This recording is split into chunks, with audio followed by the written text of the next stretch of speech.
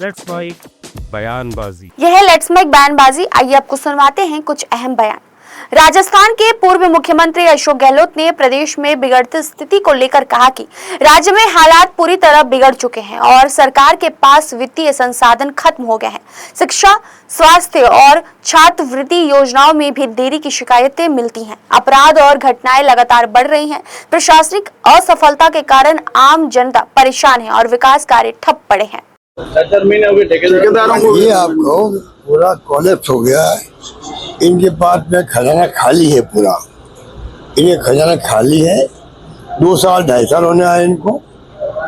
ऐसी स्थिति बन गई, तब किसी विभाग में चले जाओ आप, सब ठेकेदारों का काम बंद है।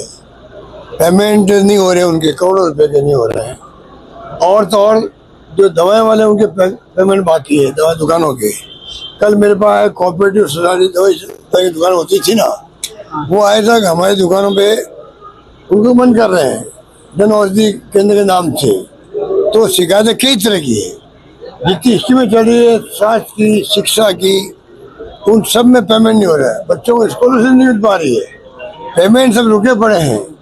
सरकार को जवाब नहीं दे रही है। मुख्यमंत्री तो खाली घूमने में लगे हुए पूरे राजस्थान के अंदर, दिल्ली में या राजस्थान के अंदर खूब घूमो आप रही, पर काम तो वही करो। पीछे स्थिति पूरे राजस्थान में कानून व्यवस्था की स्थिति बर्बाद हो चुकी है। एक तो ज्वेलर था, गोली मार दी भरतपुर के अंदर, खुद जिला वो।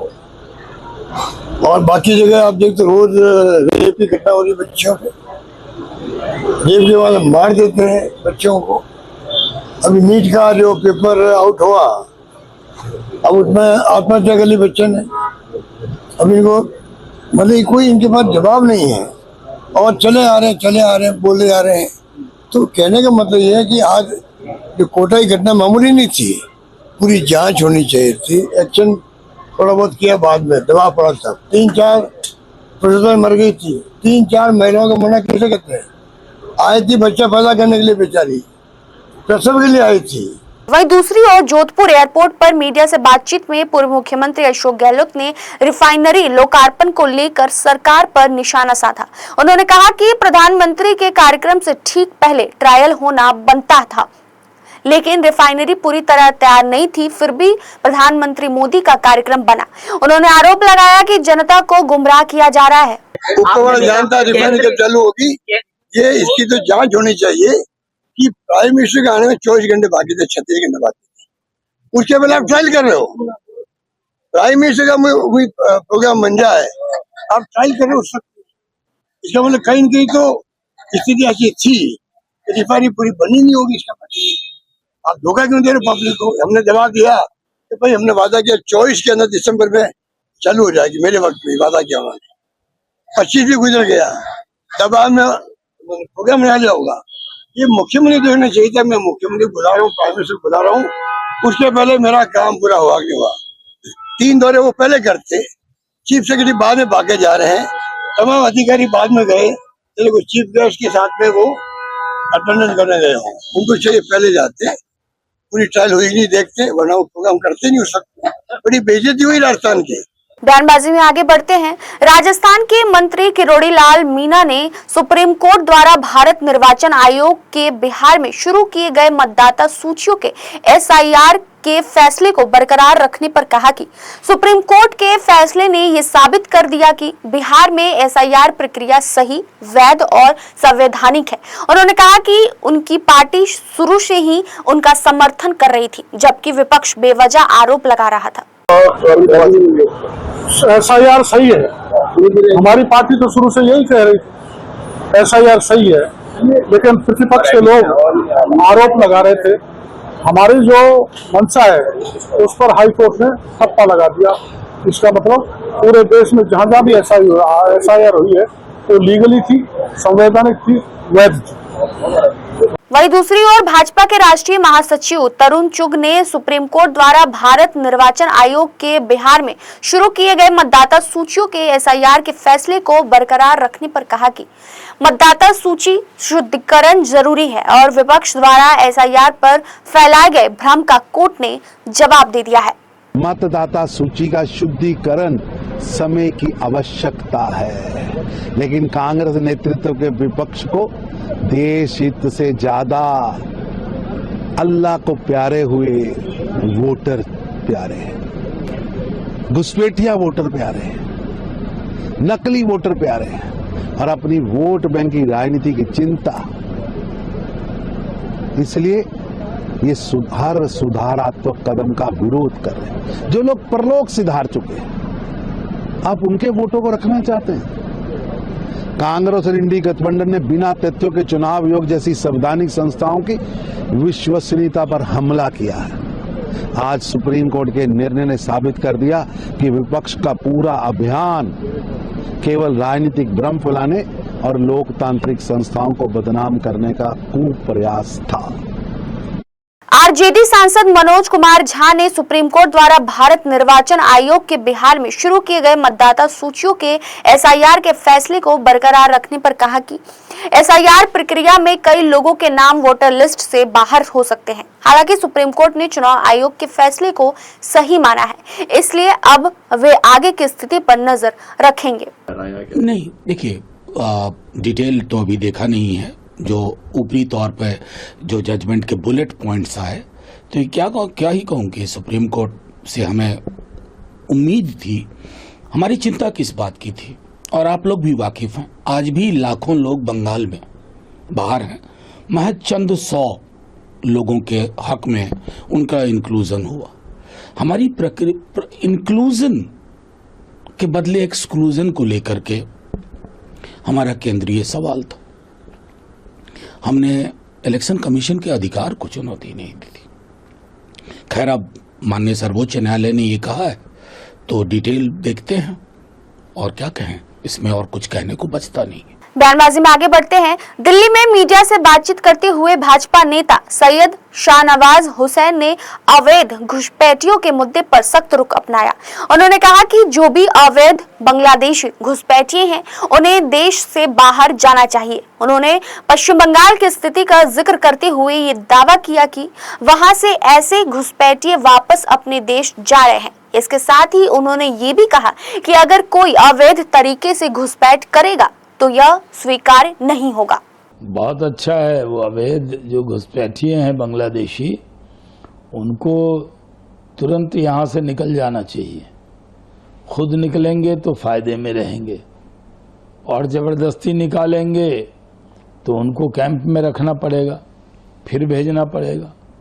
तो पश्चिम बंगाल की जब से सरकार आई है, वहाँ बोरिया बिस्तर लेकर बांग्लादेशी घुसपैठिए अपने देश जा रहे हैं। अपने मिट्टी से प्यार करना चाहिए, अपने देश से प्यार करना चाहिए।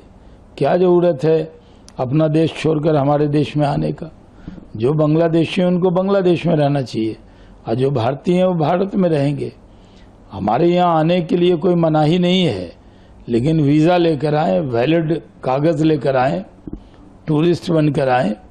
भारत की तरक्की देखनी हो तो आएँ, लेकिन अवैध तौर पे कोई घुसपैठ करेगा वो कहीं से स्वीकार नहीं। आगे बढ़ते हैं बयानबाजी में। जम्मू कश्मीर में ईद उल अजहा के मौके पर पीडीपी प्रमुख महबूबा मुफ्ती ने ईद की शुभकामनाएं दी। उन्होंने कहा कि मीर वाइज उमर फारूक के साथ हुई घटनाओं पर कहा कि उन्हें बडगाम जाने और जामिया मस्जिद में नमाज अदा करने से रोका गया, जो अब आम बात बनती जा रही है। लोग बिना कानूनी कार्रवाई के जेलों में बंद है, इस पर भी उन्होंने चिंता जताई। मीर वाइज साहब को कल उनको बडगाम जाने से रोका गया, आज यहाँ नमाज पढ़ना चाहते थे वो जामे मस्जिद में, वहाँ से रोका गया। तो ये एक मामूल बन गया है, और अभी भी उनको हाउस अरेस्ट रखा हुआ है। हमारे हजारों लोग जेलों में अंडर ट्रायल बिना किसी कानूनी कार्रवाई के बंद है, माँ बाप से जुदा हैं। कईयों के माँ बाप इस अरसे में इस दुनिया से चले गए।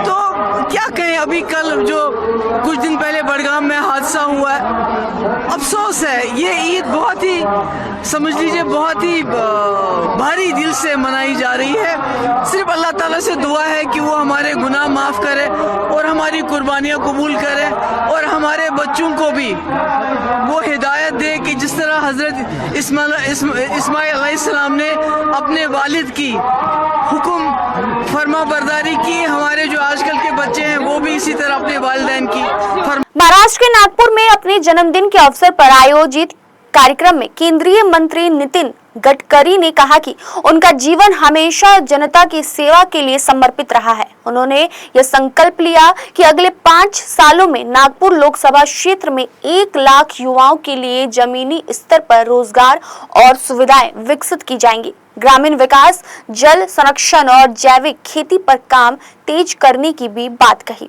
इस बार एक संकल्प किया है कि नागपुर लोकसभा क्षेत्र का मैं मेंबर होने के नाते इस 5 साल के अंदर 1 लाख हमारे युवा युवतियां ग्राउंड पर खेल सके ऐसी फैसिलिटी तैयार करूंगा, क्योंकि हमारी संस्कृति, कल्चर और स्पोर्ट्स, इससे भविष्य की जनरेशन निर्माण होती है। तो ये एक संकल्प है। दूसरा, मैं देश के लिए जिसमें गांव, गरीब, मजदूर और किसान, जो ग्रामीण भारत है उसके लिए मैं काम करता हूँ। जल संवर्धन में, ऑर्गेनिक फार्मिंग में, एग्रो विजन में, उस काम में और ताकत लगाकर हमारे किसान आत्महत्या न करें और गांव समृद्ध संपन्न बने, इसके लिए और तेजी से प्रयास करने का संकल्प किया है। जब तक मेरी ताकत रहेगी मैं गांव, गरीब, मजदूर और किसान के विकास के लिए काम करने की। वहीं लद्दाख के शिक्षा सुधारक सोनम वांगचुक ने लद्दाख के आइस स्तूप और सोलर पावर्ड इको हाउसिंग को लंदन के विक्टोरिया एंड अल्बर्ट म्यूजियम में जगह मिलने पर कहा कि कभी सरकार ने जिन पर आरोप लगाए, आज वही सोच दुनिया के मंच पर चमक रही है। यह उपलब्धि टिकाऊ भविष्य और जल संरक्षण की दिशा में एक बड़ी पहचान मानी जा रही है। दोस्तों, आप लोगों को तो मालूम ही है, पिछले 7-8 महीनों में मुझ पर और हमारे विद्यालयों पर तमाम आरोपें लगाई गई। मुझे देश विरोधी, एंटी नेशनल बताकर जेल भेजा गया। और वैसे ही हमारे विद्यालय सेक्मोल अल्टरनेटिव स्कूल और हयाल अल्टरनेटिव यूनिवर्सिटी पर अलग अलग किस्म के जांच, वो CBI, ED, FEMA, FCRA, income tax, GST, जो भी जांच विभाग हैं सब ने जांच की, मगर सच्चाई सुप्रीम कोर्ट के फर्श पर निकलता गया और देश भर ने देखा और सरकार ने भी देखा कि सत्यमेव जयते होती है। और इसीलिए उन्होंने बातचीत का माहौल दोबारा से बनाने के लिए जो आरोप थे उसको वापस लिया और एनएसए के इस जेल को रद्द किया। दिलचस्प बात यह है कि हयाल अल्टरनेटिव यूनिवर्सिटी इन आरोपों के दौरान भी और उसके बाद भी दुनिया पर और देश पर अपना छाप छोड़ता गया। हाल ही में लंदन में दुनिया के सबसे बड़े संग्रहालयों में से एक विक्टोरिया एंड अल्बर्ट म्यूजियम में हयाल की शिक्षा पद्धति और यहाँ के आविष्कारों को एक परमानेंट डिस्प्ले यानी कि स्थायी प्रदर्शनी के रूप में रखा। अब देखना यह है कि हमारा अपना देश, अपनी सरकार इसे कैसी मान्यता देती है या फिर इसे घुट-घुट कर दम तोड़ने पर मजबूर करती है। हयाल के इस सफर में हम सफर बनकर जुड़े रहिएगा। जुड़े और जय हिंद। बयानबाजी में आगे बढ़ते हैं। हिमाचल प्रदेश में हुए पंचायती राज संस्थाओं और प्रधान चुनाव के नतीजों के रुझानों को लेकर मुख्यमंत्री सुखविंदर सिंह सुक्खू ने कहा कि पंचायत और प्रधान चुनाव में अधिकतर नतीजे कांग्रेस के पक्ष में आए हैं। वहीं उम्मीदों के विपरीत जनता से मिला समर्थन दिखाता है कि लोगों ने कांग्रेस की नतीजों और योजनाओं को पसंद किया। पंचायत प्रधानों के ज़्यादा रिजल्ट कांग्रेस की फेवर में आए हैं और निश्चित रूप से ये चुनाव चिन्ह पर तो होते नहीं है। मैं इनको चुनावों का पैमाना नहीं मानता, लेकिन लोगों की एक सहानुभूति और जिस उपेक्षा की हमको उम्मीद थी कि बिना चुनाव निशान के भी लोग हमको साथ दे रहे हैं, तो ये इस बात का प्रतीक है कि कांग्रेस की नीतियों को, कांग्रेस की योजनाओं को जनता ने सराहा है। बयानबाजी में फिलहाल इतना ही। आप देखते रहिए let's mic more than radio. आप सुन रहे थे let's mic more than radio. Follow कीजिए हमें हमारे सोशल मीडिया प्लेटफॉर्म्स पर। It's time for news. It's time for more than radio. Presenting the first radio news app, Let's Mike. Let's Mic, a news-based app on your phone where you get to watch and listen news, talk shows, interviews, radio show podcasts. On Let's Mic, you get all relevant information of TV, print, radio, podcast, and digital. Let's Mic talks about every segment of life.